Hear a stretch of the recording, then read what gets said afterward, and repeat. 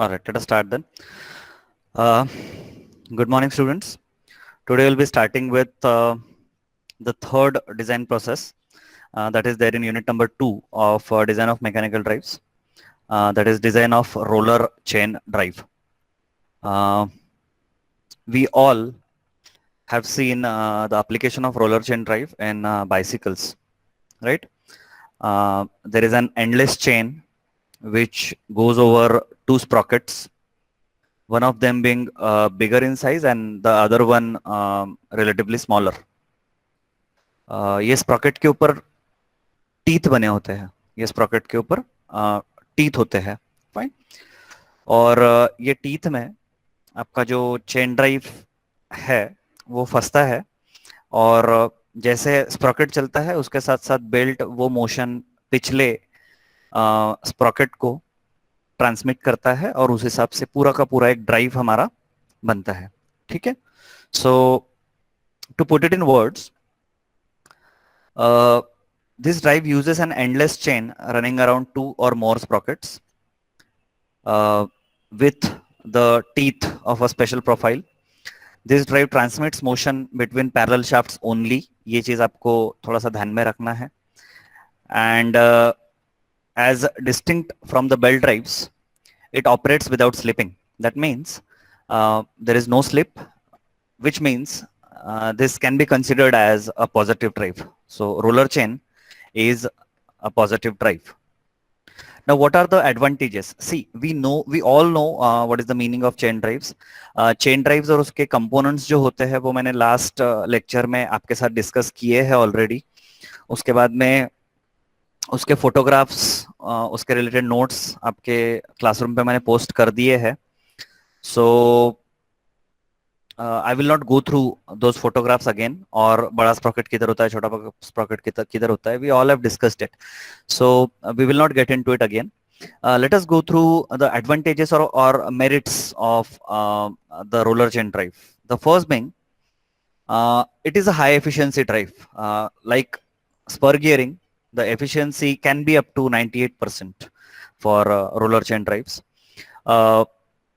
It is small in size as compared to flat belt drive. We belt से बड़ा, we belt से छोटा नहीं होता है, बट फ्लैट बेल्ट से डेफिनेटली स्मॉल साइज में होता है. बेल्ट ड्राइव्स के कंपैरिजन में इसके शाफ्ट्स पे, चेन ड्राइव के शाफ्ट्स पे जो लोड्स आते हैं वो कम आते हैं. और इसके बाद हम लोग देखते हैं कि what are the demerits. Demerits in the sense disadvantages. Now there is increase in the chain pitch due to wear of the chain joint, thus requiring the use of take-up devices. Meaning कि जैसे जैसे हम, आपने देखा होगा bike में भी जो चेन ड्राइव होता है तो बहुत मतलब कुछ देर बाद यूज करने के बाद हम बोलते हैं कि चेन ढीली हो गई है, तो उसको चेन टाइट करना पड़ता है, ठीक है. तो ये चेन का जो लेंथ है वो over the period of time with the use it increases, and उसकी वजह से we have to give certain provision जिससे हम लोग सेंटर डिस्टेंस अल्टर कर सके, और सेंटर डिस्टेंस अल्टर करके हम लोग चेन जो है वो फिर से टाइट कर सके. आपने देखा होगा बाइक की चेन जब ढीली हो जाती है तब हम उसको टाइट कर सकते हैं. वो कैसे करेंगे? आइदर हम लोग सेंटर डिस्टेंस चेंज कर सकते हैं, या फिर जो चेन है उसमें बीच में जो लिंक्स होती है वो लिंक्स कम करके, ठीक है. वो दो तरीके से हम चेन जो चेन में टाइटनेस ला सकते हैं. तो सेंटर डिस्टेंस बढ़ा के, या फिर जो बीच वाला एक आधा लिंक है उसको तोड़ के फिर बाकी पूरी लिंक जोड़ देते हैं और वो कंटिन्यूस चेन बन जाता है. फिर तो उसकी लेंथ अपने आप कम हो जाती है, वो टाइट हो जाती है, ठीक है. Second demerit is it is very noisy in operation. Third being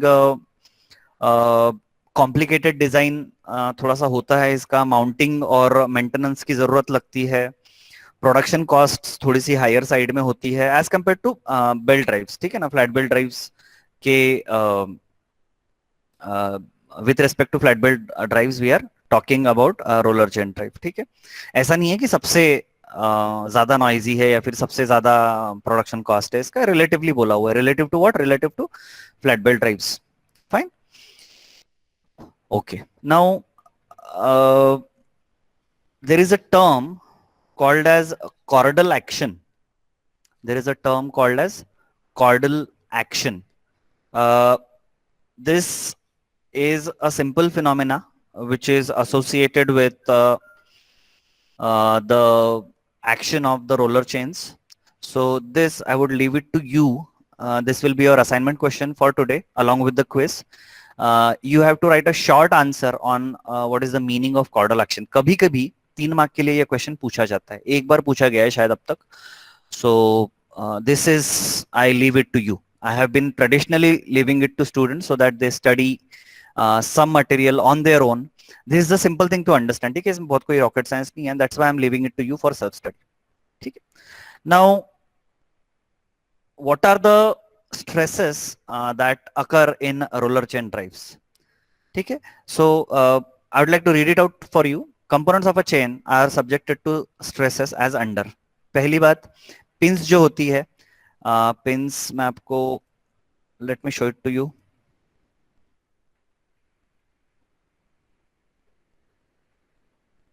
ये ओपन होता है क्या? ऑलराइट. पिंस जो होती है, जो perpendicular to the chain members लगे होते हैं, उसमें बेंडिंग और शेयरिंग एक्शन देखा जाता है.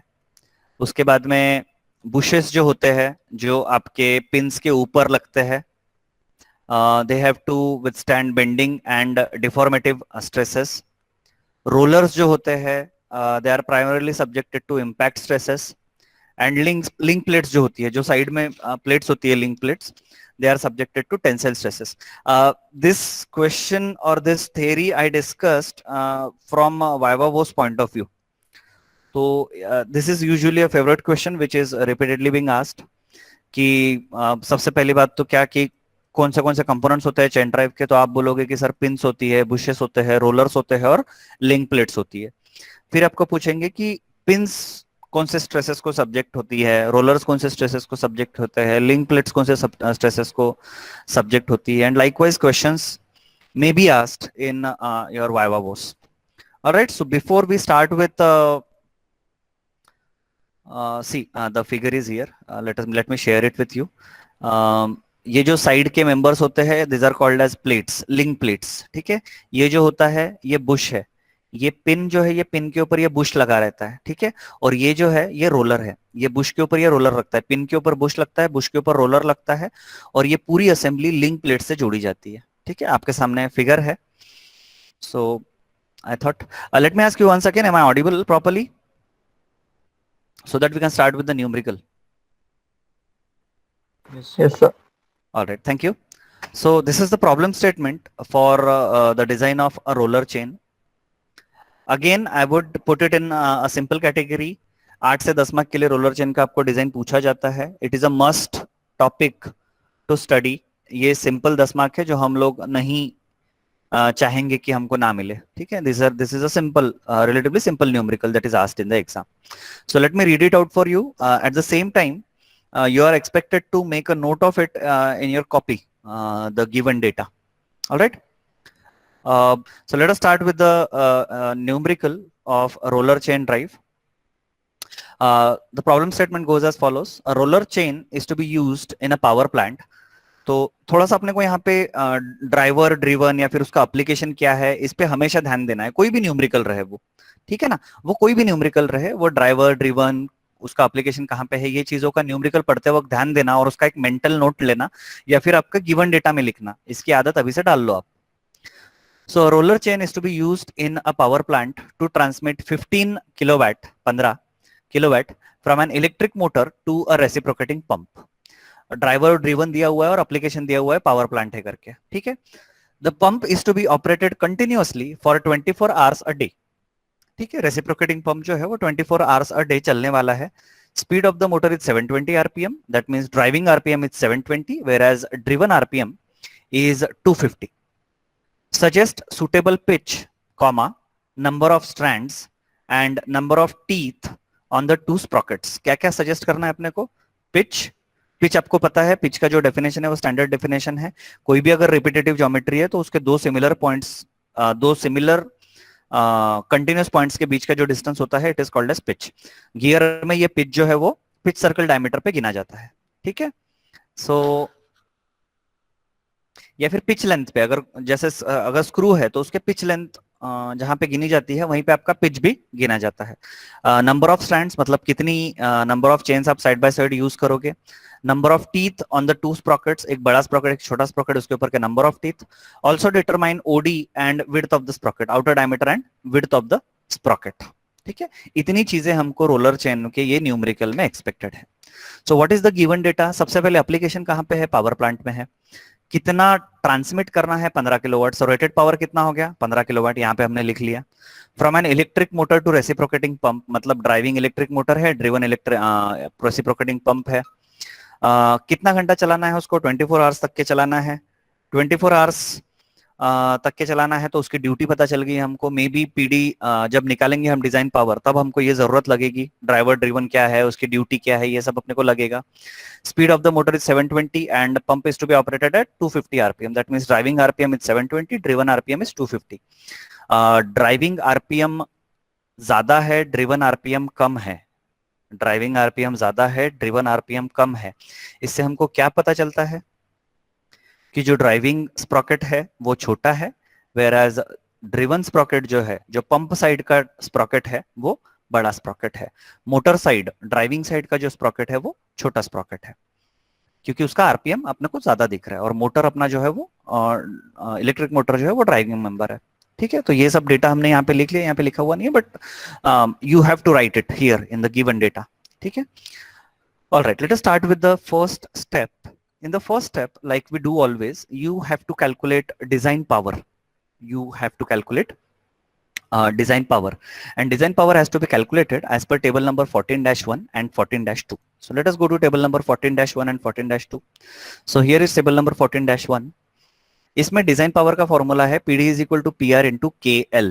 PD is equal to PR into KL, where PR is rated power जो 15 किलोवाट दिया हुआ है. KL is load factor which has to be selected as per table number 14-2. Let us go to table number 14-2. Now KL is dependent on service as well as type of load. KL is dependent on service as well as type of load. Now service as per numerical ये बोला गया है कि 24 hours की service है, बराबर है। Whereas power plant में चल रहा है तो टाइप ऑफ लोड क्या एक्सपेक्टेड रहेगा अपने को? टाइप ऑफ लोड क्या एक्सपेक्टेड रहेगा अपने को? It can not be uniform, it can not be uniform. Like see, power industry is a heavy industry, और वहां पे you can not expect load to be uniform. ठीक है, therefore we will have to go for either moderate shock or heavy shock. So let us go with moderate shock because the solved numerical I have is with a moderate shock. Even you can go with heavy shock also. The answer will not be wrong. We are going with moderate shock. Moderate shock 24 hours a day. So KL अपने को मिल गया 1.4. So when we multiply rated power with 1.4, we will get 21 kilowatt as the design power. Let us confirm it. 15 multiplied by 1.4, that gives us 21 kilowatt as the rated the design power. Now mental note बना लो या फिर लिख के रख लो कहीं पे कि roller chain drive में there is a requirement of converting this design power from kilowatt to horsepower. क्या बोल रहा हूं मैं? In roller chain drives, there is a requirement that we have to convert this design power from kilowatt value to HP value. And how do we do it? How do you convert kilowatt to HP? We do it by multiplying this kilowatt value by 1.341. आप लिख लो आपकी copy में kilowatt to HP. If I'm not wrong, आपके calculator में भी directly ये conversion आपको मिलता है। यूनिट कन्वर्शन में देखिए आप, यूनिट कन्वर्शन में नंबर है हमारा where is kilowatt to HP, 30 number. Can you see it? Calculator में जो पीछे में चिपका है वो होता है यूनिट कन्वर्शन का कागज, उस पर आप देख सकते हो कि to convert kilowatt to HP 30 number आप यूज कर सकते हो। बट अगर आपको ये कैलकुलेटर वाली मेथड से नहीं चलना है तो simply multiply kilowatt value with 1.341 and you will get the value in HP. So let us multiply this value by 1.341 and we get 28.161 as our value in HP. तो ये यहाँ पे लिखा हुआ नहीं है, यहाँ पे आपका लिखना expected है. What is the value that we got? It is 21 multiplied by 1.341 and that gives us 21.161 HP as the value of design power. ठीक है. Now going to step number 2. In step number 2, you have to find out pitch and number of strands as asked in the example. देखो यहाँ पे pitch पूछा हुआ है और number of strands पूछे हुए हैं और number of teeth on the two sprockets, outer diameter and width of the sprocket. तो यहाँ पे step number 2 में डायरेक्ट जैसे ही अपने पास डिजाइन पावर आ गया वैसे अपने पास पिच जो है वो आ जाती है. जैसे ही अपने पास डिजाइन पावर आ गया वैसे अपने पास पिच आ जाती है. कैसे? You have to refer to this figure. The figure is after figure number 14-3. It is figure number 14.1. The figure number is 14.1. Is it visible to you all? Is it visible to you all? Yes, sir. It will be good if you have a physical copy with you because ये graph है और graph मैं आपको virtually दिखाना थोड़ा सा ठीक नहीं रहता है, तो it is recommended that you have the physical copy of data book with you. And please look into it. On x-axis we have the revolutions per minute of smaller sprocket. On x-axis we have revolutions per minute of smaller sprocket. Smaller sprocket is our drawing sprocket और उसका RPM कितना है? 720. कितना RPM है? 720. तो आपको x-axis पे 720 रफली सर्च करना है. तो आप देखो ये 700-800 में बीच का एक लाइन है, मतलब ये 750 का लाइन हो गया. इसके सेंटर में कहीं पे तो भी 720 का लाइन अपने को मिलेगा. तो ये अपने को एक वर्टिकल लाइन मिल जाती है 720 RPM की. ठीक है. On y axis we have horsepower value and that is the reason why you have to convert power from kilowatt to horsepower. बराबर. स्टेप नंबर 1 में क्या बोला था मैंने? You have to convert this value from kilowatt to horsepower. हमेशा ध्यान में रखो, मैं यहाँ पे ये चीज अपडेट करके फिर से पोस्ट कर दूंगा आपके इस पे, बट ये चीज यहाँ पे नहीं है. बट आपको ध्यान में रखना है कि किलोवाट टू एचपी कन्वर्ट करना पड़ता है. क्यों? क्योंकि फिगर नंबर 14.1 में हमको जो हॉर्स पावर की जरूरत पड़ती है वो जो पावर की जरूरत पड़ती है वो एचपी में पड़ती है, हॉर्स पावर में, किलोवाट में नहीं. Now what is the value of horse power that we got? It was 21 multiplied by 1.341 which gives us around 28.16. ठीक है.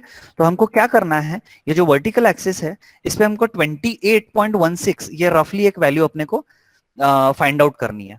तो और ये जो है यहाँ पे 4 अलग अलग कॉलम्स में ये वैल्यूज दी है, सिंगल, डबल, ट्रिपल, क्वाड्रुपल.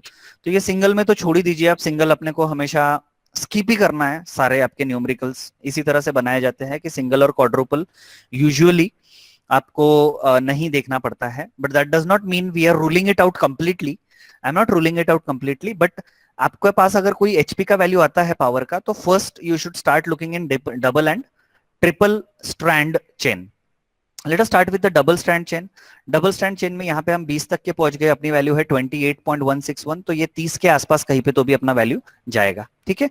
तो वाई एक्सिस से एक लाइन गई, एक्स एक्सिस से लाइन गई, ये दोनों लाइन कहीं पे तो भी नंबर 60 में क्रॉस हो रहा है. आप अगर देखते हो आपके पास फिजिकल कॉपी है तो ये जो नंबर 60 वाला रीजन है यहाँ पे ये दो वैल्यूज जो है वो क्रॉस हो रही है. बराबर. और उसके कारण आप नीचे में देखोगे कि नंबर 60 की जो चेन है उसके हिसाब से जो पिच है वो 18.75 है. ठीक है.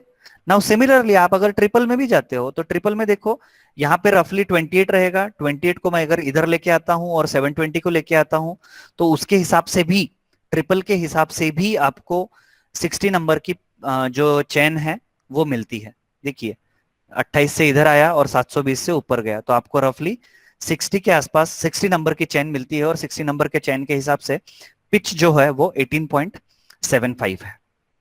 ठीक है. तो क्या लिखा हमने? You can select either a number of strands equal to 3 or number of strands equal to 2. Double मतलब number of strands equal to 2, triple मतलब number of strands equal to 3. अब इस केस में ठीक है हमने लिया है number of strands equal to 2. यहाँ पे number of strands equal to 3 भी लिया तो it will not make a difference. और चेन नंबर कितना है अपना? as per figure number 14.1 it is chain number 60. ये देखो यहाँ पे मैं जूम आउट करता हूँ, ये चेन नंबर आपका 60 है. ठीक है. This is chain number 60. All right. Now और पिच कितना है उसी के नीचे जो फिगर दिया हुआ है 60 के नीचे पिच कितना दिया हुआ है, इट इज 18.75, तो हमने वो लिख लिया। ठीक है, तो हमने यहाँ पे ये न्यूमेरिकल के पिच का आंसर दे दिया, नंबर ऑफ स्ट्रैंड्स का आंसर दे दिया। ठीक है, पिच कितना है 18.75, नंबर ऑफ स्ट्रैंड्स कितने हैं 2 और 3। Now one obvious question you might ask to me is कि व्हाट इफ अब ठीक है अपन ने डबल भी कंसिडर किया तो अपना नंबर 60 आया, ट्रिपल भी कंसिडर किया तो नंबर 60 का चेन मिला, लेकिन ऐसा सिनेरियो भी तो हो सकता है कि number of strands equal to 2 में अपने को लेटेस्ट से 50 नंबर का ये मिला, चेन मिला, और ट्रिपल में अगर हम जाते हैं तो हमको 60 नंबर का चेन मिला। ऐसा भी तो हो सकता है, ऐसा होता है कभी कभार। ठीक है, तो उस केस में सपोज आपको डबल के हिसाब से 50 का मिला और ट्रिपल के हिसाब से 60 का मिला, तो आप जब ये दोनों वैल्यूज मैच नहीं हो रही है नंबर ऑफ चेन में, फिलहाल अपन ने कितना नंबर ऑफ चेन लिया हुआ है, नंबर ऑफ चेन अपन ने लिया हुआ है number is 60 and number of strands is 2। अगर ऐसी केस आपके सामने आती है जहां पे डबल स्ट्रैंड और ट्रिपल स्ट्रैंड का जो नंबर ऑफ चेन है वो अगर अलग अलग आ रहा है, तो आप you will go with higher number of strands, that means you will go with triple strand design. ठीक है, इसका रीजन ये है कि आपके पास एग्जाम में टाइम कम होता है, तो time is important there, economy आप उस वक्त नहीं सोचोगे। ठीक है, वन ऑब्वियस थिंग इज आप अगर कोई एनवायरनमेंट में काम कर रहे हो, जैसे कंपनी के एनवायरनमेंट में आप अगर काम कर रहे हो, तो वहां पे आपको इकोनॉमी देखने को बोलेंगे, बट यहाँ पे आप जब पेपर छुड़ा रहे हो तब आपका कंसर्न है टाइम, तो वहां पे आप ये नहीं करोगे कि पहले चलो यार मैं डबल स्टैंड के साथ चेक करता हूं, अगर डिजाइन सेफ आया तो I will go with double stand, या फिर अगर डिजाइन सेफ नहीं आता है तो I will go with triple stand. आपको एक न्यूमेरिकल 2 बार छुड़ाने का टाइम वहां पे एग्जाम में नहीं है, so what you will do, you will go with higher number of strands. ठीक है, एग्जाम में यहाँ पे I should have started with number of strands, I can change number of strands to 3 also, because अपना chain number यहाँ पे common रह रहा है। ऑलराइट, एक बार मुझे बता दीजिए कि जो अपना अब तक का डिस्कशन हुआ है वो आपको समझा है करके, बिकॉज चेन नंबर ढूंढना, नंबर ऑफ स्ट्रैंड्स फाइनल करना, 2 अगर चेन नंबर मिलते हैं तो उसमें से कौन सा फाइनल करना, ये थोड़ा सा इंपॉर्टेंट होता है, ये समझना चाहिए, अदरवाइज आगे बढ़ के मतलब नहीं है। So are you people comfortable with all right, let us continue. Yes, sir. In the third step, what you do is you calculate pitch line velocity and you do it as per table number 14-3 and 14-1. अगर मैं आपको पूछूं कि आप pitch line velocity कौन से पुली की निकालते आए हैं अब तक, आपको पता है हमेशा हमने छोटा पुली का पिच लाइन वेलोसिटी निकाला हुआ है, तो यहाँ पे भी हमको छोटे स्प्रॉकेट का पिच लाइन वेलोसिटी निकालना पड़ेगा। रीजन सिंपल है, छोटा स्प्रॉकेट ज्यादा आरपीएम पे घूमता है, ज्यादा आरपीएम मतलब अपने को ज्यादा पिच लाइन वेलोसिटी मिलेगी, ज्यादा पिच लाइन वेलोसिटी मतलब ज्यादा stresses, and once you design for higher stresses, lower stresses के लिए भी वो डिजाइन सेफ रहेगा। That is the simple reason why we go with calculation of pitch line velocity for smaller sprocket. बराबर। Now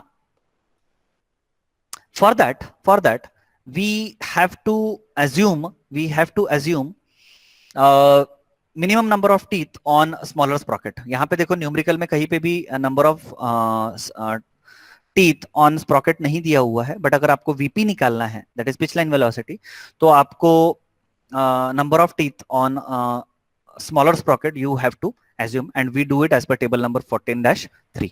तो आप देख सकते हो कि minimum number of teeth on sprocket serial number 4, इसमें अगर हमारा लो स्पीड रोलर चेन है तो अपने मिनिमम नंबर ऑफ टीथ 12 से 17 जाते हैं, और अगर हाई स्पीड रोलर चेन है तो अपने मिनिमम नंबर ऑफ टीथ 17 से 25 तक के हम लोग ले सकते हैं। ठीक है, नाउ सर स्लो स्पीड है कि हाई स्पीड है ये तो बोला गया नहीं है। ठीक है, तो the decision lies with you, you can go with the range 12 to 17 or you can go for the range from 17 to 25. But since the chain is operating with electric motor, let us not consider slow speed roller chain here. Let us consider high speed roller chain. तो इसका range कितना है, 17 से 25 का इसका number of teeth का range है। तो let us assume 21 as number of teeth on smaller sprocket. Let us assume number of teeth on smaller sprocket equal to 21. 21 क्यों लिया हमने, 17 से 25 का मिडल वैल्यू, 17 से जो 25 का रेंज दिया हुआ है उसका मिडिल वैल्यू हमने चुपचाप सिलेक्ट कर लिया, ठीक है। Now next thing we have to do is to calculate pitch line velocity we will require diameter also. To calculate pitch line velocity, we will require diameter also. So let us find out in 4-stage pitch diameter of sprocket, and we do it as per the formula given in this table number 14-1 serial number 5. Let me highlight it for you. So the formula is pitch diameter of sprocket is pitch, this is P is pitch divided by sine of 180 by T, that is number of teeth. ठीक है, तो हमने यहाँ पे ये formula डाला. Pitch कितना लिया था अपन ने as per table number, as per step number 2 the pitch was 18.75. So pitch हमने यहाँ पे 18.7 लिख लिया. Sine of 180 by number of teeth अपन ने 21 एज्यूम किए थे, तो यहाँ पे 21 लिख लिया, और उसके हिसाब से अपने को 125.8 mm, और एक बार रिपीट कर रहा हूँ 125.8 mm, यहाँ पे mm चाहिए.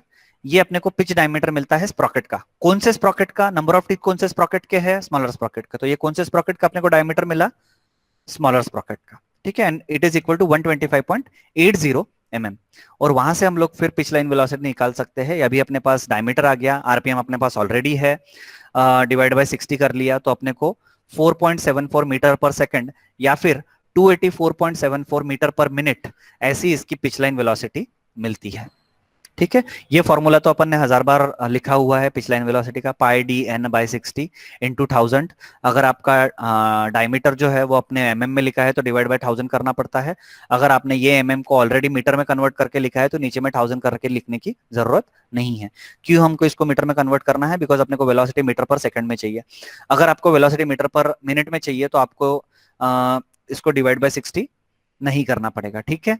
अगर आप मीटर पर सेकंड में वेलोसिटी निकालते हो तो आपको 60 से डिवाइड करना जरूरी है, बिकॉज जो नंबर ऑफ रोटेशंस पर सेकंड है, रोटेशन आरपीएम, वो हम लोग पर मिनट में लेते हैं, वेराज अपने को वेलोसिटी पर सेकंड में चाहिए होती है. और अगर आपको मीटर पर सेकंड को मीटर पर मिनट में कन्वर्ट करना है तो simply you multiply the value calculated in metre per second by 60 so as to get the value in meter per minute. तो 284.4 metre per minute, whereas 4.74 metre per second, ठीक है. Now as per table number 14-3, let us come to table number 14-3. यहाँ पे देखो VP का speed दिया हुआ है रिकमेंडेड वेलोसिटी का, and the speed lies between 150 to 450 metre per minute. Recommended velocity, this is pitch line velocity या फिर peripheral velocity, and the recommended range is 150 to 450 meter per minute, whereas the value we got is 284, which perfectly lies between this range of 150 to 450, and hence the diameter as well as number of teeth as well as pitch is okay. बराबर, यहां तक के इसका मतलब ये हुआ कि अपनी डिजाइन जो है वो सेफ है, ठीक है. Now what did we do? एक क्विक रिकैप अपन करते हैं. हमने सबसे पहले डिजाइन पावर निकाला, किलोवाट को एचपी में कन्वर्ट किया, उसके बाद में पिच और नंबर ऑफ स्ट्रैंड्स हमने फाइनल किए फॉर फिगर नंबर 14.1. मैं फिगर नंबर 14.1 बोल रहा हूँ, टेबल नंबर नहीं. उसके बाद हमने पिच लाइन वेलोसिटी कैलकुलेट करने के लिए number of teeth on smaller Sprocket assume किए फ्रॉम टेबल नंबर 14-3. उसके बाद में हमने पिच डायमीटर निकाला. पिच डायमीटर का भी फॉर्मूला हमको टेबल नंबर 14-3 से मिला, 14-1 से मिला, सॉरी 14-1 से पिच डायमीटर का फॉर्मूला मिला. पिच डायमीटर में हमने पिच लिखी, number of teeth on smaller Sprocket मिला, तो अपने को लिखा, तो अपने को जो डायमीटर मिला पिच डायमीटर वो स्मॉलर स्प्रॉकेट का मिला. उसके बाद अपने पास आरपीएम है, डायमीटर है, तो हमने पिच लाइन वेलोसिटी निकाली. फिर पिच लाइन वेलोसिटी को हमने टेबल नंबर 14-3 के हिसाब से चेक किया कि वो रेंज में आ रहा है कि नहीं है, और आपका जो वेलोसिटी है वो रेंज में आ रहा है. इसका मतलब ही ये हुआ कि आपका आरपीएम तो दिया हुआ है, लेकिन आपका डायमीटर जो है वो नंबर ऑफ टीथ एज्यूम्ड और पिच, ये दोनों के ऊपर डिपेंडेंट है. तो अगर आपका स्पीड विद इन रेंज आ रहा है, मतलब आपका नंबर ऑफ टीथ सिलेक्शन बराबर है और आपका पिच का भी सिलेक्शन बराबर है, ठीक है. एक आध बार ऐसा हो सकता है कि ये जो आपका पिच लाइन वेलोसिटी है वो उस रेंज में नहीं आ रहा हो. उस केस में आप ये नंबर ऑफ टीथ के साथ खेल सकते हो, और अगर यहाँ पे नंबर ऑफ टीथ से भी ये प्रॉब्लम सॉल्व नहीं हुआ तो आपको क्या करना पड़ेगा? बेसिकली पिच लाइन वेलोसिटी अगर ओवरशूट कर रहा है, पिच लाइन वेलोसिटी अगर ओवरशूट कर रहा है, दैट मींस आपको पिच लाइन वेलोसिटी को कम करना है. पिच लाइन वेलोसिटी को कम करना है मतलब डायमीटर को कम करना है. आप आरपीएम को तो कम कर नहीं सकते क्योंकि आरपीएम फिक्स है. डायमीटर को कम करना है मतलब आप क्या करोगे? आइदर पिच को कम करोगे या फिर ये नंबर ऑफ टीथ के साथ आप वेरी करोगे, नंबर ऑफ टीथ आप बढ़ाओगे, बराबर, तब जाके डीपी जो है वो कम होगा. तो ये दो वेरिएबल्स के साथ खेल के अपने को जो वेलोसिटी है वो मीटर पर मिनट की इस रेंज में लानी है, अगर आपकी वो वैल्यू रेंज में आती नहीं है तो। अगर रेंज में आ रही है तो इसको हम लोग बोल सकते हैं कि अपना जो पिच जो एज्यूम किया हुआ है और number of teeth on smaller sprocket, ये जो दो वैल्यूज हमने एज्यूम की है वो बराबर है। ठीक है, यहाँ पे लिखा भी हुआ है, very good. In case if the velocity is not in the range, number of teeth on smaller Sprocket should be changed accordingly and the calculation is repeated. ठीक है, रोलर चेन का थोड़ा ऐसा प्रॉब्लम है कि इसमें कभी कभार आइटरेटिव डिजाइन आती है। आइटरेटिव डिजाइन मतलब एक आध अपना डबल स्टैंड से डिजाइन सेफ नहीं हुआ तो अपने को ट्रिपल स्टैंड के हिसाब से डिजाइन करना पड़ रहा है, ऐसा रोलर चेन में थोड़ा सा होता है। तो इसलिए जो भी वैल्यूज आप करोगे डिजाइन करते वक्त वो थोड़ा सा हायर साइड में लेना है, सो दैट आपका न्यूमेरिकल जो है वो आपको फिर से सॉल्व ना करना पड़े। ठीक है, अगर आइटरेटिव है और अगर आपने एक ही डबल स्टैंड के हिसाब से ही उसको सॉल्व किया हुआ है तो आपको आधे ही मार्क देंगे टेक्निकली। ठीक है, बिकॉज आप सही आंसर तक पहुंचे ही नहीं। तो ये चीज का थोड़ा सा ध्यान में रखना है। दूसरी चीज अपने को ये ध्यान में रखनी है कि while selecting this number of teeth on smaller sprocket, while selecting this number of teeth on smaller sprocket, इसको तो आप हाईलाइट करके रखो कि only odd number of teeth should be considered for the smaller sprocket। ये जो है यहाँ पे आपका रेंज कौन सा है number of teeth on Sprocket का, 17 से 25 का, बराबर, ये यहाँ पे लिखा हुआ है। तो इसमें से आप 18 सिलेक्ट नहीं करोगे, 20 सिलेक्ट नहीं करोगे, 22 सिलेक्ट नहीं करोगे, आप सिलेक्ट कर सकते हो 17, 19, 21, 23, 25। क्या सिलेक्ट कर सकते हो आप number of teeth on Sprocket, smaller Sprocket 17, 19, 21, 23 और 25। आपको ऑड नंबर हमेशा सिलेक्ट करना है। ठीक है, ऑल राइट, आगे बढ़ते हैं।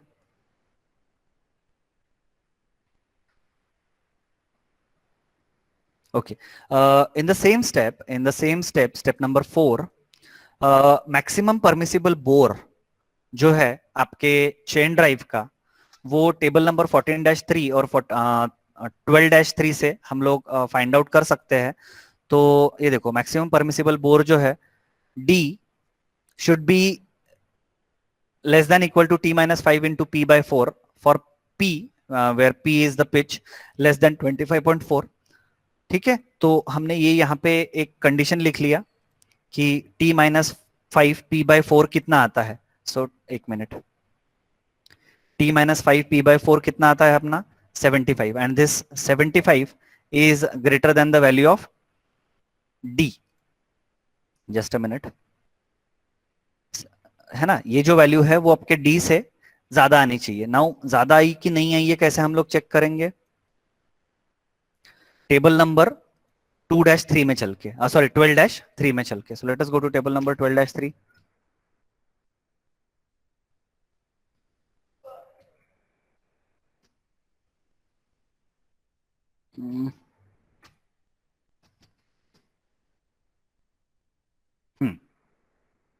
Now shaft diameter of 3-phase induction motors. अब इसमें let me read it out for you. Rated power में हमको देखने का है, रेटेड पावर 1500 किलोवाट और 700 आरपीएम का अपने को ढूंढना है। ठीक है, अब देखते हैं कहाँ पे है rated power, kilowatt rating at synchronous speeds in RPM. अपना 750 है, 750 में अपने को किलोवाट रेटिंग ढूंढनी है 15 की, तो ये 15 की ढूंढ ली हमने। ठीक है, तो अपना ये कॉलम काम का है। तो ये कॉलम के हिसाब से शाफ्ट डायमीटर जो है 1500 आरपीएम के नीचे अगर यूज करना है तो अपने को 55 मिलेगा। ठीक है, इसका मीनिंग क्या है मैं और एक बार अपने को अच्छे से समझाता हूँ। Table number 12-3, shaft diameters of 3-phase induction Motors, shaft diameters of 3-phase induction Motors. अपने को बोअर कितना अवेलेबल है और अपन बोअर परमिसिबल कितना है ये एक बार चेक करना पड़ता है। ये स्टेप थोड़ा सा ऑप्शनल है। ठीक है, if you are lucky enough, examiner will not check for this step, but अगर आपको याद आती है तो ये स्टेप आप स्किप मत करिए। बट अगर स्किप कर भी देते हो तो इसका रिपरकेशन अगली स्टेप में नहीं होता है। मतलब यहाँ पे कुछ कम ज्यादा हुआ तो अगली स्टेप्स गलत हो जाएगी, ऐसा नहीं होता है यहाँ पे मैक्सिमम परमिसिबल वाली इसमें। तो how do we do it, we first of all refer to table number 12-3। Refer number 12-3 में पहला कॉलम देखते हैं हम लोग। क्या है पहला column, kilowatt rating at synchronous speeds. 3000 और 1500 है क्या नहीं है, 1000 है क्या नहीं है, अपना कितना है 720। तो अपन ये कॉलम में देखेंगे 720 में हम लोग रेटेड पावर वैल्यू ढूंढेंगे किलोवाट में। रेटेड पावर हमारा है 15 किलोवाट, ठीक है, तो 15 किलोवाट की लाइन में हम लोग वैल्यूज हाईलाइट कर लेंगे और देखेंगे कि फिर शाफ्ट डायमीटर कितना अपना मिल रहा है। 1500 आरपीएम के बिलो अगर है तो शाफ्ट डायमीटर कितना रहेगा, 55। Whereas the calculated value we got is 75। Calculated value we got it 75 बराबर। अब 75 जो है, जो रिकमेंडेड शाफ्ट का मशीन शाफ्ट का अपने सॉरी इलेक्ट्रिक मोटर का डायमीटर का शाफ्ट है, शाफ्ट का डायमीटर है, उससे ज्यादा है और therefore it is okay. Therefore it is okay. क्या होना चाहिए अपना जो कैलकुलेटेड वैल्यू है, ये देखो यहाँ पे क्या है, ये 55, मतलब ये अगर 15 वॉट की 750 आरपीएम पे चलने वाली अगर इंडक्शन मोटर है अपने पास, 15 किलोवाट की 750 आरपीएम पे चलने वाली अगर अपने पास इलेक्ट्रिक मोटर है, तो उसका जो शाफ्ट डायमीटर रहेगा वो मोटर का वो 55 mm रहेगा। कितना रहेगा, 55 mm। Whereas let me go to table. Whereas आपको डिजाइन चेक ये करना है कि मैक्सिमम परमिसिबल बोर डायमीटर कितना है आपका। आपका पिच 18 पॉइंट समथिंग है, 75 है, तो पिच लेस देन 25.4 है, तो अपने को ये फॉर्मूला काम आएगा। तो ये जो T-5 P/4 ये जो है, ये वैल्यू आपके बोर डायमीटर से ज्यादा रहनी चाहिए।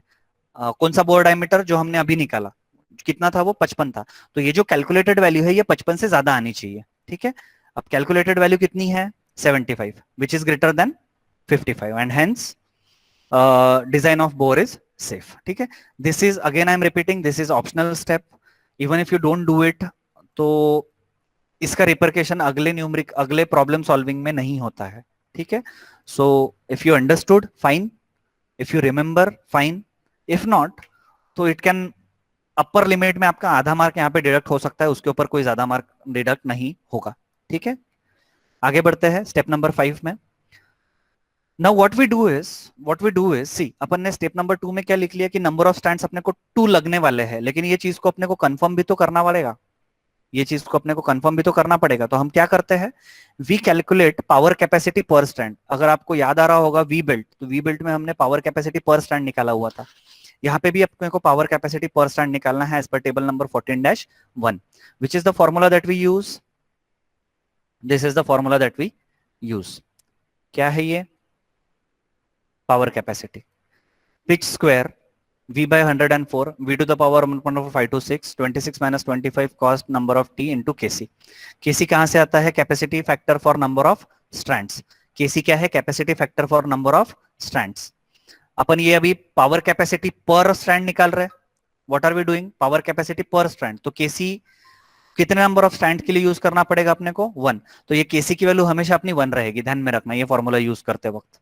क्यों, क्योंकि अपन पावर कैपेसिटी पर स्ट्रैंड निकाल रहे हैं। क्या कर रहे हैं हम लोग, पावर कैपेसिटी पर स्ट्रैंड। पर स्ट्रैंड मतलब एक स्ट्रैंड, तो ये केसी कितना हो गया, 1 हो गया। तो आप देखोगे यहाँ पे केसी का वैल्यू अपन ने देखो पावर कैपेसिटी फैक्टर 1 लिखा हुआ है। ठीक है, now when you put this values, this P stands for pitch, ये कैपिटल P है, ये स्मॉल p है, दिस स्टैंड्स फॉर पिच, दिस V stands for velocity that we calculated here, बराबर 4.74 मीटर पर सेकेंड।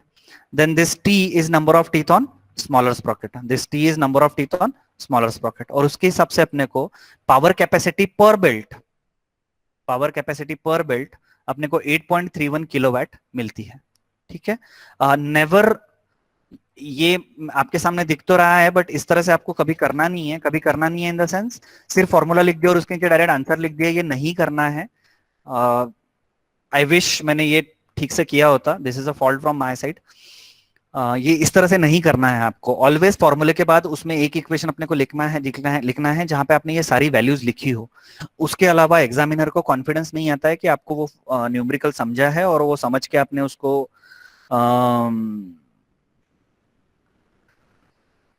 सॉल्व किया हुआ है करके। अंडरस्टूड, सो उसके हिसाब से अपने को पावर कैपेसिटी पर स्ट्रैंड मिलती है 8.31 किलोवाट। ठीक है, now next is step number 6। Power capacity per strand अपने को मिल गई तो हम नंबर ऑफ स्टैंड्स भी कैलकुलेट कर सकते हैं। Now what is the design power we had to convey, it was 21 kilowatt. ठीक है, आप बोलोगे सर आपने एचपी में कन्वर्ट करने बोला था। अरे एचपी में कन्वर्ट करने इसलिए बोला था क्योंकि सेकंड स्टेप में अपने को वो लगता है, लेकिन अगले पूरे न्यूमेरिकल में अपने को जो वैल्यू रखनी है वो वैट में ही लगेगी। ठीक है, नाउ जो पावर कैपेसिटी पर स्टैंड आई अपने को वो आई 8.31 kilowatt. design power that you have to convey is 21. Design power you have to convey is 21 and 21 divided by 8.31 अपने को मिलता है 2.52. Let us cross check this. 21 divided by 8.31 it comes out to be equal to 2.52. now इसका मतलब ये हुआ, आप समझिए, इसका मतलब ये हुआ कि अपने को 2 स्ट्रैंड से काम चलेगा क्या? नहीं चलेगा, अपने को 2 से ज्यादा स्ट्रैंड चाहिए। जबकि स्टेप नंबर 2 में यहाँ पे अपन ने नंबर ऑफ स्ट्रैंड्स 2 लिखे हुए हैं, नंबर ऑफ स्ट्रैंड्स अपन ने 2 लिखे हुए हैं। लेकिन अपन ने 2 क्यों लिखे थे? अपने पास 2 ऑप्शन थे, एक था 2, एक था 3। अपने पास 2 ऑप्शन थे, मैंने आपको फिगर नंबर 14.1 से बताया था। ये देखिए फिगर नंबर 14.1 में अगर जाते हो आप, तो even if you search for double strand you will get chain number 60. Even if you search for triple strand, you will get chain number 60. So what we will do is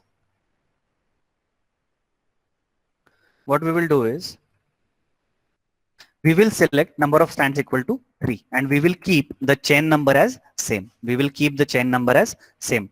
Now यहाँ पे आपका उस चीज का answer आता है कि जब आपके पास अलग अलग चेन नंबर हो तब आप बड़ा वाला चेन नंबर यूज करते हो। क्यों? क्योंकि यहाँ पे देखो, अगर आपने लिखते वक्त नंबर ऑफ स्ट्रैंड जो है chain number 60 with double and triple strands, ये अगर ऊपर में लिखा नहीं रहता तो क्या हुआ रहता? सपोज आपने एज्यूम किया रहता कि डबल स्टैंड ही चेन यूज करना है अपने को, डबल स्टैंड चेन का तो यहाँ पे डिजाइन फेल हो रहा है, तो आपको फिर स्टेप नंबर 6 के पहले के जितने भी कैलकुलेशन है वो पिच, क्योंकि नंबर चेंज हो गया मतलब पिच चेंज हो गया। ये मैं आपको टेबल दिखाता हूँ, देखो अगर 25 नंबर है तो पिच 6.25 है, 50 नंबर है तो 15.875 है, 80 हो गया तो 25.4 है। और पिच का चेंज होना मतलब क्या चेंज होना? डीपी चेंज होना। डीपी चेंज होना मतलब पिच लाइन वेलोसिटी चेंज होना। पिच लाइन वेलोसिटी चेंज होना मतलब यहाँ पे आप का power capacity per strand change होना। तो ये पूरे कैलकुलेशंस चेंज होते हैं अगर आपका यहाँ पे नंबर ऑफ चेन चेंज होता है। तो लकीली इस न्यूमेरिकल में जो नंबर ऑफ चेन है वो double strand as well as triple strands के लिए 60 ही है and therefore we need not recalculate every step before step number 6। ठीक है, आपने क्या बोला कि ठीक है मैं number of chain in the sense जो चेन नंबर है वो 60 ही रखता हूं, डबल स्टैंड की जगह पर मैं ट्रिपल स्टैंड चेन यूज करूंगा। ठीक है, अंडरस्टूड यहां तक के? Any issues?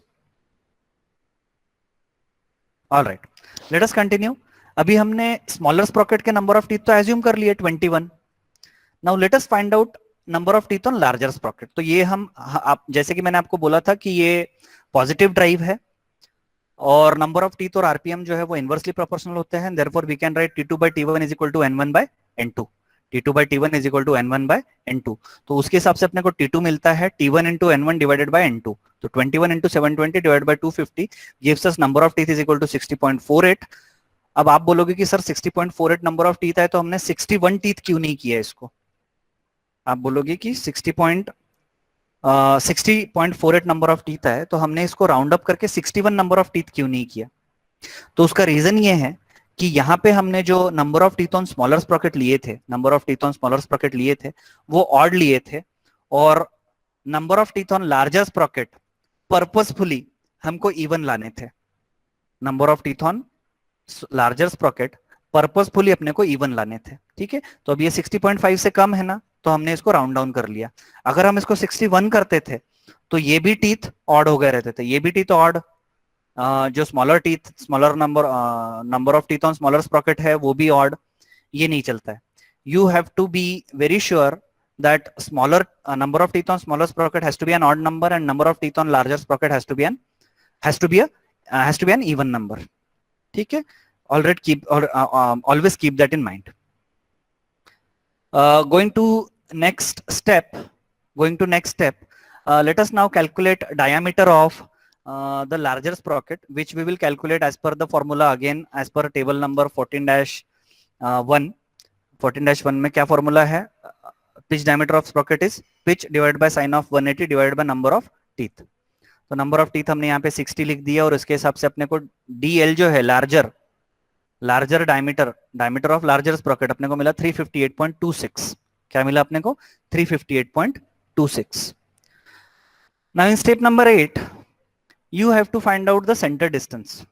In step number 8, you have to find out the center distance. Now, for that, the formula is, let me show it to you. Center distance का formula आप यहाँ पे देख सकते हो कि 2-3 फॉर्मूले दिए हुए हैं, ठीक है, 2-3 फॉर्मूले दिए हुए हैं सेंटर डिस्टेंस का. Centre to distance should be greater than half of the sum of the OD of the sprockets. ये पहला कंडीशन है. Centre distance can be equal to diameter of larger sprocket plus half diameter of smaller sprocket, और centre distance can be equal to 30 times pitch. This pitch is, जो number chain number के हिसाब से जो pitch आता है वो 250 times pitch if theta is greater than, theta क्या है, angle of contact on smaller Sprocket, if theta is greater than 120 degree. ठीक है, तो आप diameter of larger sprocket plus half diameter of smaller Sprocket के हिसाब से निकाल सकते हो, या फिर 30 टाइम्स पिच से लेकर 50 टाइम पिच तक के आप सेंटर डिस्टेंस रख सकते हो. ठीक है, नाउ यहां पे क्या किया हुआ है, थीटा मीन हमने एज्यूम किया हुआ है. थीटा मीन हमने 120 डिग्री स्प्रॉकेट के ऊपर हमने एज्यूम किया हुआ है, which roughly gets converted to 2 pi by 3 radian, which roughly gets converted to 2 pi by 3 radian. और उसके बाद आपको ये फॉर्मूला अगर याद आ रहा होगा तो ये थीटा मीन कैलकुलेट करने का फॉर्मूला है फॉर फ्लैट बेल्ट ड्राइव्स. क्या है, क्या फॉर्मूला है ये फॉर्मूला है थीटा कैलकुलेट करने का for flat belts, pi minus D larger minus D smaller divided by centre distance. तो वहां से अपने को थीटा मीन अपना जो एज्यूम्ड वैल्यू है, थीटा मीन जो अपना एज्यूम्ड वैल्यू है वो अपन ने यहाँ पे लिख दिया, is equal to pi larger diameter minus smaller divided by centre distance. यहाँ पे हमने फॉर्मूला लिख लिया, लार्जर डायमीटर का अपन ने वैल्यू लिख लिया, स्मॉलर डायमीटर की वैल्यू लिख ली, और यहाँ से हमने सेंटर डिस्टेंस कैलकुलेट कर लिया. अगर आपको ये सब नहीं करना है, अगर आपको ये सब नहीं करना है तो यहाँ पे आगे में लिखा हुआ है, ठीक है, आगे में क्या लिखा हुआ है, from table 14-3 minimum centre distance is, minimum centre distance कितना है, diameter of larger sprocket plus half diameter of smaller sprocket. आप चुपचाप ये फॉर्मूला लिख लो, diameter of larger sprocket plus half diameter of smaller sprocket. ये अपन ने फॉर्मूला लिख लिया और उसके हिसाब से अपने को सेंटर डिस्टेंस मिल गया 421.16. ठीक है, तो हम ये स्टेप करेंगे ही नहीं. कौन सी, ये स्टेप. ठीक है, करोगे तो गलत नहीं है, याद आए और करते हो तो अच्छी बात है, पर अगर याद नहीं आती है तो आप इसको स्किप कर दो. अगेन इस पे कुछ आपके मार्क्स कटेंगे नहीं, डायरेक्टली आप लोग ये फॉर्मूला ले लो सेंटर डिस्टेंस का, diameter of larger sprocket plus half diameter of smaller sprocket, और आप वो सेंटर डिस्टेंस लिख लो. नाउ सेंटर डिस्टेंस की एक कंडीशन होती है कि सेंटर डिस्टेंस इस तरह से अपने को कैलकुलेट करना है, सेंटर डिस्टेंस इस तरह से अपने को कैलकुलेट करना है कि इस सेंटर डिस्टेंस में number of length of chain in number of pitches, length of chain in number of pitches जो आता है वो इवन नंबर है. इस तरह से अपने को ये सेंटर डिस्टेंस एडजस्ट करना है. ठीक है, now let us calculate the length of chain in number of pitches. Now length of chain का फॉर्मूला देखिए, लेंथ ऑफ चेन का formula, length of chain in pitches which is called as LP. तो इसका formula है T1 plus T2, that is number of teeth on smaller sprocket, number of teeth on larger sprocket, plus divide by 2 plus 2c by p, where p is the pitch, p into T1 minus T2 square divide by 40c. तो ये जब मैं formula use करता हूं तो अपने पास सारी values है कि T1 T2 है, सेंटर डिस्टेंस है, पिच है, T1 T2 फिर से है और ये आ गया. तो इसके हिसाब से अपने को ये वैल्यू मिलती है LP is equal to 87.11. Now you tell me is this LP an even number? No, it is an odd number. But अपना कंडीशन ये है कि अपने को सेंटर, देखो अपन ने जो LP कैलकुलेट किया, LP is length of chain in pitches. What is LP? LP is length of chain in pitches. अपनी कंडीशन ये है कि अपना ये जो नंबर है ये इवन नंबर आना चाहिए, बराबर. तो ये काय के ऊपर डिपेंडेंट है, सेंटर डिस्टेंस के ऊपर डिपेंडेंट है. पिच को तो अपन हाथ लगा नहीं सकते, नंबर ऑफ टीथ ऑन स्प्रॉकेट्स को अपन हाथ नहीं लगा सकते, अपन काय को हाथ लगा सकते, सेंटर डिस्टेंस को. तो ये बेसिकली काय के ऊपर डिपेंडेंट है, सेंटर डिस्टेंस पे. इसलिए हमने यहाँ पे लिखा हुआ है the value of centre distance is to be adjusted so that we get the chain length in even number of pitches. But अपने को जो मिला वो ऑड नंबर मिला है. तो हम लोग क्या करते हैं, हम जो सेंटर डिस्टेंस है वो हाफ ऑफ द पिच से बढ़ा देते हैं. सेंटर डिस्टेंस को मैं हाफ द पिच से बढ़ा देता हूं. Now what is the pitch value? As per step number 2, the pitch value was 18.75. ये देखो यहाँ पे हमने लिखा हुआ है as per figure number 14.1, pitch is 18.75. तो मैं फिर से वही इस पे जाता हूँ. तो हाफ पिच कितना हो जाएगा, 18.75 डिवाइडेड बाय 2. हाफ पिच कितना हो जाएगा, 18.75 डिवाइडेड बाय 2, और वो अपने को कितना मिलता है 9.37. So what you have to do is you will again have to calculate the value of LP by this new value of center distance. By this new value of center distance. New value of center distance मतलब कितना? 421.16 plus 9.37. एक minute. 421.16 plus 9.37. तो आपका नया centre distance हो जाएगा 430.53 mm, और उसके हिसाब से आपको LP कैलकुलेट करना पड़ेगा, और वो आपको मिलेगा 88. ठीक है, ये लंबा तरीका है. आपको सिंपली ये करना है कि अगर आपका इवन नंबर आया एलपी तो आपको उसको एज इट इज रखना है. अगर आपका इवन नंबर जैसे 87.11 आया तो उसको राउंड अप करके 88 कर दो, और वो 88 करने के बाद आप बैक कैलकुलेट करके 88 करने के, जैसे यहाँ पे देखो क्या कर सकते थे हम लोग. एलपी को 87.11 आया, लेकिन ये ऑड नंबर है, इसको इवन करना है, तो इवन कैसे होगा? इसको 88 करने के बाद. अब एलपी चेंज हो गया, मतलब सी चेंज हो गया, तो आप सी को बैक कैलकुलेट करोगे. आप क्या करोगे? सी को back calculate. That is another way of doing it. You round up the value to nearest even value. You round up the value to nearest even value and then calculate the center distance. ठीक है, ये भी आप कर सकते हो. ये जो है increasing center distance c by half the pitch, ये आपने किया नहीं किया तो doesn't matter. All right. Let us move to 10. The last step probably. Yes. We are moving on to the last step, and the last step is find out other dimensions of the sprocket as per table number 14-4. Let us go to table number 14-4. Table number 14-4 में आप जब जाते हो तब आपको ये सारे के सारे वैल्यूज इस टेबल में आपको मिलती है. Width of the Sprocket teeth T0 for single stand change. Single stand change है क्या? नहीं है अपना. डबल एंड ट्रिपल स्टैंड है तो अपने को T0 is equal to 0.56 P minus 0.15 के हिसाब से कैलकुलेट करना पड़ेगा. Transverse pitch for multiple strand chain. Transverse pitch A is equal to 1.1525 pitch.